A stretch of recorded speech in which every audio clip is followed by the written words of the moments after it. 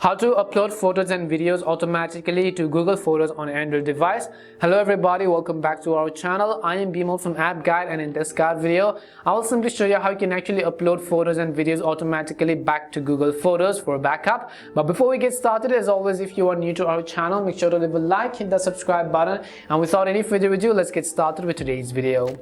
Now, uploading photos and videos to Google Photos automatically basically means that you want to turn on auto backup. So in order to auto backup it, what we're going to do is, first of all, make sure you have downloaded the Google Photos app on your Android phone or updated it to the latest version as well. You can do this by heading over to your app store, in the search box typing in Google Photos, and go ahead and simply either download or update the app to the latest version.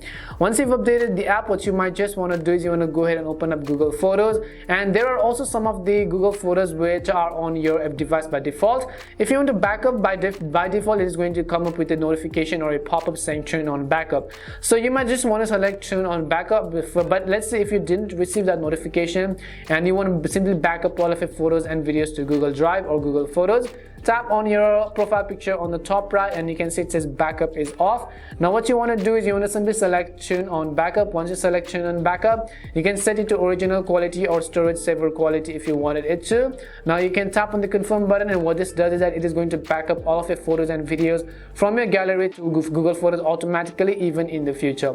So this was it for today's video. We hope the video was really helpful, and if it did help you, make sure to leave a like and subscribe to the channel. If you have any more questions, queries, or doubts, simply also make sure to leave them down in the comment section. Thank you very much for watching till the end, and see you soon in our next video.